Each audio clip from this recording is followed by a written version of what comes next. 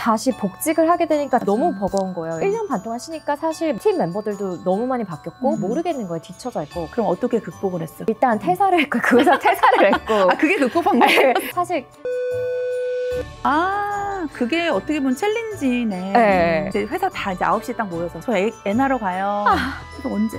이따가 4시 반까지 가야 된다고. 그만두고 육아휴직을 썼으면 너무 좋지만 나는 그런 걸 쓸 수가 없는 상태였고 내가 원해도 그렇게 되지 않는 대표이기 때문에 쉴 수가 없는 상태였어요.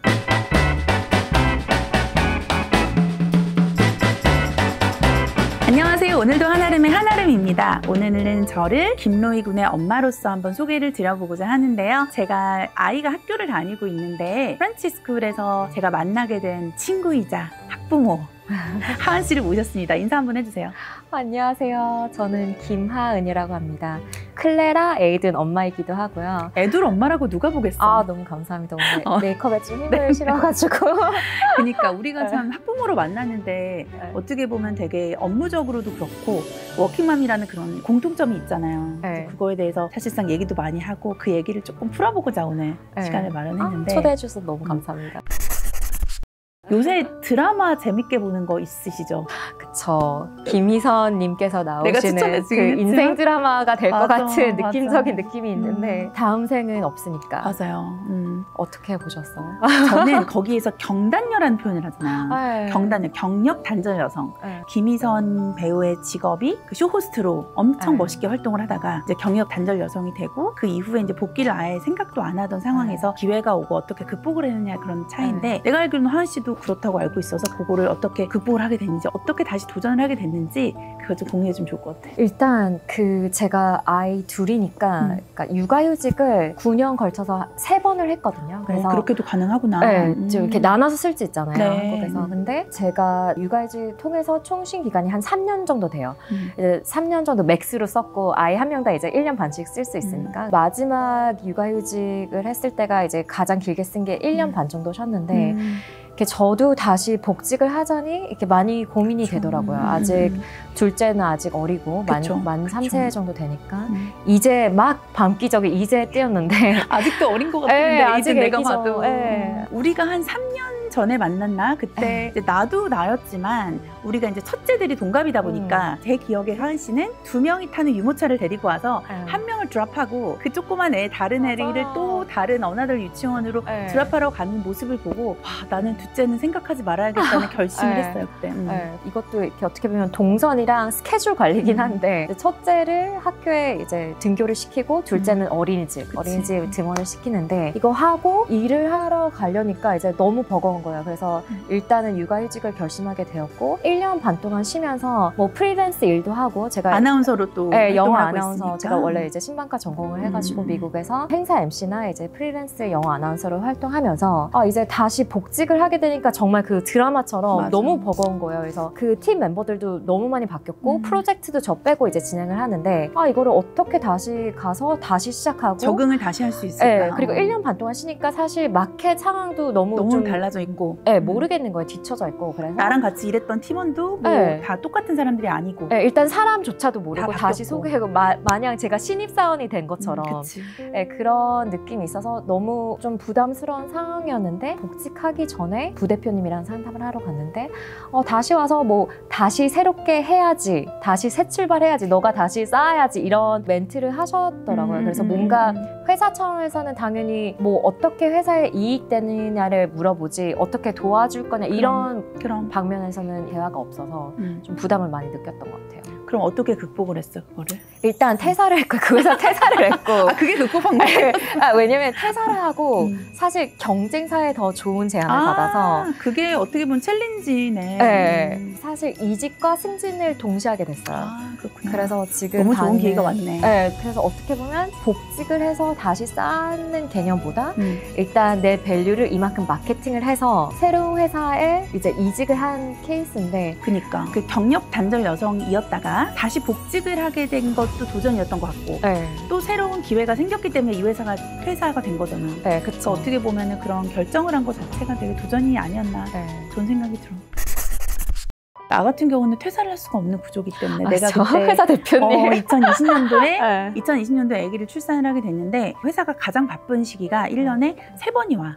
근데 4월 15일이 가장 바쁜 아시겠지만 미국의 세금 보고 기간 때문에 근데 제가 막 4월 언제쯤에 아이가 출산이 예정일이 오는데 아기가 이제 안 나오고 저는 이제 좀 늦게 출산을 하다 보니까 이게 막 예상이 안 되고 하다 보니 회사 일정이 다 꼬이는 거야. 그래서 선택적으로 제왕절개를 통해서 아기를 출산하게 됐고 월요일 날 나는 일단 회사를 가는 일정이었는데 아무것도 직원들에게 인수인계를 안 하고 그냥 토요일에 병원에 가서 선생님한테 선생님 저 그냥 선택적으로 하겠습니다. 그때 선생님이 그랬던 게 만약에 자연분만을 하게 되더라도 나이가 있기 때문에 고생해서 어차피 그렇게 갈 수도 있으니까 선택하세요. 근데 선택을 할 수밖에 없지 그 상황에서. 그래서 이제 토요일에 병원을 가서 결정을 하고 월요일에 인수인계를 하러 회사를 갔고 월요일에 4시 반에 출산 시간까지 받아놓은 상태에서 이제 회사 직원들이 깜짝 놀랐지. 다들 기억을 하시겠지만 이제 회사 다 이제 9시에 딱 모여서 회의실에 모여서 저 애 낳으러 가요. 그래서 언제? 이따가 4시 반까지 가야 된다고. 그래서 다 소집이 돼서 저희가 10시에 미팅을 하고 그때 애기 아빠가 밑에서 기다리고 있었는데 제가 회의가 너무 안 끝나요. 인수인계가 많잖아요. 최소 몇 주는 쉬고 와야 되는 건데 그래서 결국엔 애기 아빠가 이제 저를 데리러 올라와서 빨리 병원 가야 된다. 애기 낳으러 가자 이러고선 갔던 기억이 납니다. 근데 몇 주밖에 안 쉬셨어요? 2주 쉬었어요. 저는. 그때 당시 2020년도여서 코로나 시대 때 애기가 출산이 됐고 그때는 그 산후조리원을 갈 수 있었지만 코로나다 보니까 되게 제한사항이 더 많았어. 그래서 아예 그냥 안 가고 2주 있다가도 아니고 나는 빨리 출산하고 들어와야 되겠다. 그만두고 육아휴직을 썼으면 너무 좋지만 그러니까 나는 그런 걸 쓸 수가 없는 상태였고 내가 원해도 그렇게 되지 않는 대표이기 때문에 쉴 수가 없는 상태였어요. 지금 이제 우리 직원들이 다 이제 경력직들도 많이 있고 그래서 제 손을 많이 안 타도 이제 진행되는 케이스가 많은데 그때만 해도 제가 한 30-40% 이상을 담당을 했기 때문에 쉬어도 쉴 수가 없는 상황이었던 거예요. 너무너무 힘든 얘기지만 산부인과 갔을 때 밥 먹으라고 주는 그 식당 그 테이블 있잖아요. 거기다가 올려놓고 일을 할 정도였어요. 그렇게 출산을 하고 정확히 2주 있다가 이제 돌아갔는데 그때 제 나이가 한국 나이로 만 나이로 38이었어요. 나이가 너무 있는 상태에서 애를 낳기 때문에 힘들었던 거고 그 이후로도 사실 이제 육아를 하면서도 힘들었던 게 많은데 이제 경력 단절이 될 수가 없었던 게 저한테 또 되게 힘들었던 거지. 전 경력 단절이라는 표현보다 약간 사회 단절이라는 표현이 저한테 더 맞았던 것 같아. 애를 출산하고 나서 정말 36개월 4살이 되기까지 딱 프랑스 학교 보내기 전까지는 3-4년 동안 세상과 거의 단절하고 지냈어요. 왜냐면은 집에 뭐 봐주시는 이모님이랑 있었지만 이게 돌아오지 않았어요. 뭔가 단절이 돼서 아이를 출산하게 되고 막 일은 일대로 해야 되고 이러다 보니까 아예 그냥 약간의 멘붕, 정신적으로 뭔가 사람을 만나고 세상과 소통할 힘이 없었던 거예요. 여기는 경력 단절 몇 년이었지만 전 세상과 단절을 거의 한 그런 상태에서 힘들었던 경험이 자꾸 생각이 나더라고요. 그러니까 저도 그게 공감되는 게 저 둘 다 코로나 베이비거든요. 코로나 베이비죠. 2020년, 2022년생인데 코로나를 뚫고 난 근데 저는 오히려 또 아무도 여행을 못 가니까 좀 위안이 됐던 게 나도 못 놀지만 아무도 못 노는구나. 아무도 여행 못 가고 내가 나만 못하는 게 아니니까. 나만 못 노는 게 아니라 이런 거는 있었어. 왜냐면 그때 여행도 되게 이제 단절되어 있는 상황이었고 어디 가도 다 2주씩 다 격리해야 되니까. 격리해야 되고 하니까 오히려 그게 아니었으면 세상과 나랑 진짜 너무 먼 곳에 있다 하고 더 우울증이 왔을 텐데 맞아. 다 그때는 같이 고생을 해서 좀 그런 부분이 있었고 그 이후에는 말씀하신 것처럼 아이가 어느 정도 클 때까지는 애 케어가 우선이니까 뭐 내 몸도 회복해야 되고 아까 제한적이 말씀하셨는데 몸과 정신이 다 회복이 되지 이게 회복되는 시기가 아까 2주 만에 복직했다는 게 그게 사실 잘못됐던 것 같아요. 만약에 조금 더 쉬었다가 갔으면 오히려 그 세상과 단절한 기간이 좀 더 줄어들었을 수도 있는데 몸이 제대로 안 풀린 상태에서 다시 업무를 바로 복귀하게 되니까 또 그때 당시에 저희 회사가 조금 성장하고 있을 때였어요. 그래서 막 열심히 또 사업하고 이러다 보니까 아예 그냥 아무것도 못했던 거지. 그냥 애 키우고 사업하고 애 키우고 사업하고. 대표의 무게. 그렇죠. 그러니까 그때 힘들었던 거는 내가 그만 끝내고 싶어도 끝내지 못하는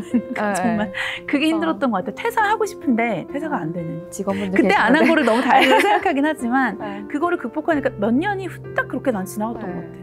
이제 돼서 조금 회복이 돼서 그래서 이제 뭐 유튜브도 하게 되고 회사도 이제 조금 더 잘 운영을 할 수 있게 됐는데 그때 제가 조금 힘들 때 저의 옆에 있어줬던 우리 직원들에게 땡큐라고 사랑한다고 얘기하고 싶습니다. 아니, 왜냐면 그때 정말로 많은 힘을 써줬거든요. 그땐 제가 생각해도 약간 공황 이런 것까지는 아니지만 정말 정신이 좀 없이 막 뭔가 그런 거 뭔지 알잖아요. 우리 애 낳은 본 사람들은. 정신 없어요. 그리고 미국에서도 이런 얘기를 많이 하는데 days are long but the years are short. 그러니까 하루하루가 너무 긴 것 같은데 맞아. 그러니까 한 해 한 해 뒤돌아보면 너무 빨리 간 거예요. 너무 빨리 갔지. 그게 그 표현이 너무 많이 공감되더라고요.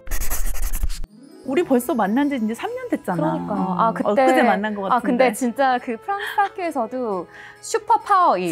그러니까 저도 되게 활발한 성격인데. 근데 그나마 E가 되고 만나서 그런 거지. 그전에는 근데 초기엔 내가 또 활동을 많이 못했잖아. 네, 맞아. 그러니까 어떻게 보면 프랑스 학교를 애들 보내면서 또 우리 푸한모라고 있잖아요. 맞아. 프랑스 학교 애들 보내는 한국인 엄마들의 모임. 맞아.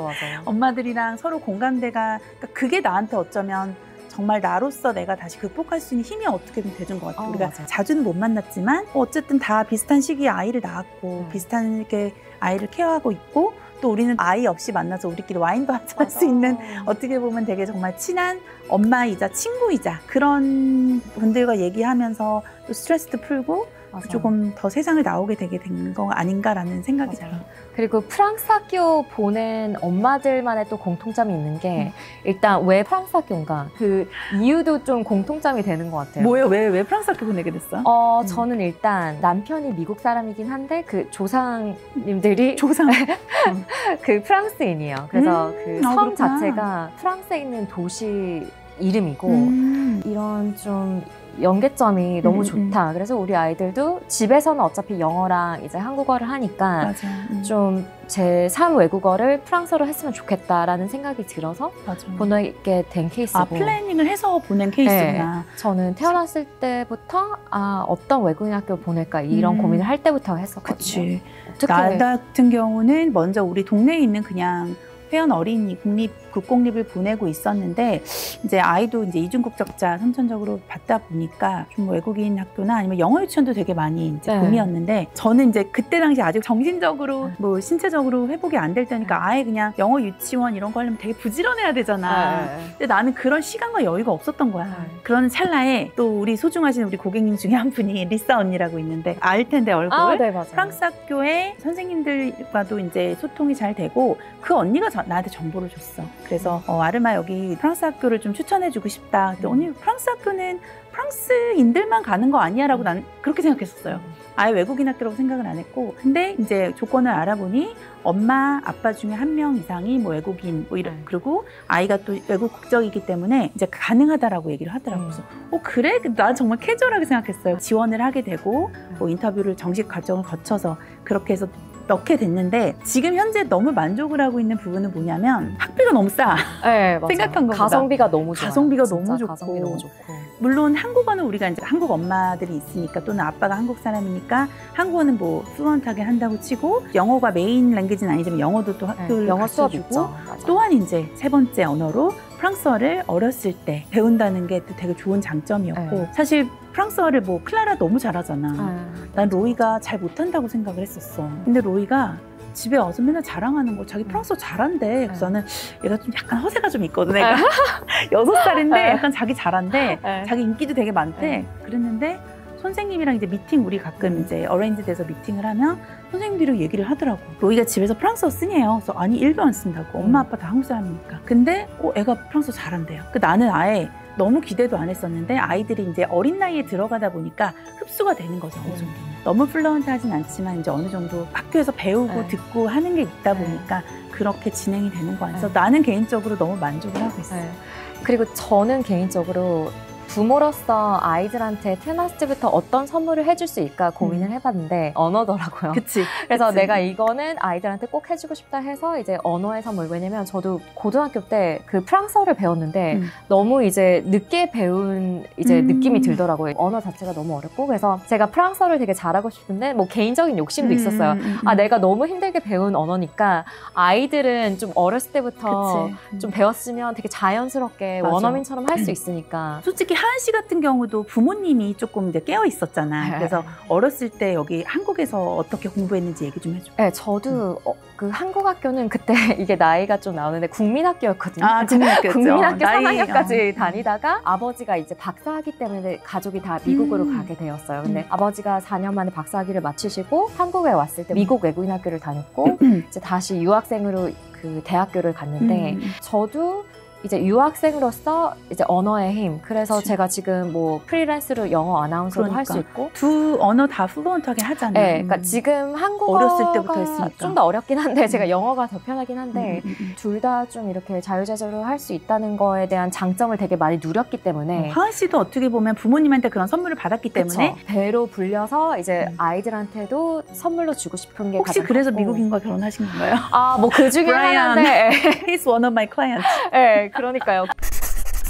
그러니까 우리가 참 공감할 수 있는 토크를 좀 해봤는데 힘든 기간은 근데 계속 오는 것 같아요. 일과 이제 육아를 병행하는 건 쉽지는 않는데 어느 정도 좀 시간을 두고 기간에 따라서 좀 힘든 정도는 다르지 않을까. 제일 중요한 건 극복을 잘하자. 하지만 나에 대한 도전을 늦추지 말자. 도전은 무조건 해야 된다. 커리어를 포기할 필요는 절대 없는 것 같고 제 개인적인 의견이지만 그러니까 이거를 그 시기에 어떻게 변환시켜서 나한테 맞게 둘 다 끌고 갈 수 있는지가 관건인 것 같아요. 맞아. 그리고 아이들이 점점 커가면서 내가 애를 케어해야 되는 시간보다 나를 케어해야 되는 시간들이 더 중요한 것 같아. 엄마들이 자기 일을 잘 케어하고 내가 내 자신으로 스스로 서야만 내가 행복해야 아이도 행복한 거니까라고 생각해. 저도 그거 절대적으로 믿는 게 내가 어떤 걸 도전해서 그거를 극복하고 내 스스로가 성장하는 모습 자체를 아이한테 보여준다는 것 자체가 저는 선물이라고 생각하거든요. 작년에 내가 컨퍼런스를 되게 크게 했잖아.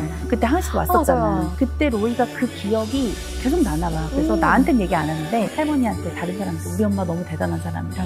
우리 엄마 일 엄청 잘하는 사람이에요. 왜 그렇게 생각해? 그랬더니 엄마가 엄청 많은 사람들 앞에서 얘기하는 걸 봤는데 아이의 머릿속에 그게 딱 박힌 거지. 너무 인상적이었나 보다. 그런가 봐. 그러니까 아이들과 시간을 많이 못 보낸다 그래서 나는 워킹맘들이 기어티하지 않아도 되는 것 같아. 맞아. 그리고 아이들한테 이게 결국에는 긍정적인 영향으로 돌아가니까 그럼. 저도 이제 육아휴직을 하면서 제가 프리랜스 아나운서를 하면서 또 할리우드 영화에 제가 영어 코치로 이제 합류를 했어요.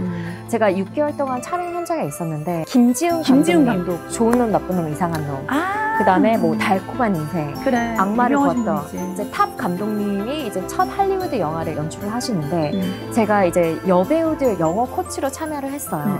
근데 제가 안성에 있는 세트장에 거의 진짜 서울에 일주일에 한 번만 오고 육아는 남편이 하고 이거를 애들이 되게 힘들어하면서 엄마를 못 보니까 근데 엄마가 영화를 찍었다는 게 되게 인상 깊었나 봐요. 되게 프라우드하게 생각하지 또. 왜냐면 넷플릭스나 이런 영화를 보기 시작하니까 아 엄마가 이 영화에 참여해서 하니까 계속 그 영화 뭐야 엄마? 뭐 언제 나와? 이런 질문을 계속하고 최근에 그 영화에 대한 추가 촬영이 좀 있었거든요. 엄마 또 영화 촬영장 가야 돼 하니까 그러면 뭐 감독님, 뭐 디렉터, 뭐 actress 그러면 그 연장선에 I wanna be an actress 나도 이제 연기자 되겠다고 이런 큰 상상을 하니까 엄마가 어떤 일을 하느냐에 따라서 아이들도 상상을 더 할 수 있게 되고 무한한 가능성의 세계로 이제 그 도입시키는 거죠. 워킹맘들 모두 나는 위대한 것 같아. 엄마는 위대하다. 우리가 워킹맘으로서 이제 활동도 하고 있지만 포기하지 않고 계속 도전을 하는 마음을 가지고 나를 먼저 잘 케어하고 아끼는 게 더 중요하지 않을까라는 생각을 하고 있어요. 오늘 고마워요. 좋은 말씀 감사합니다. 네.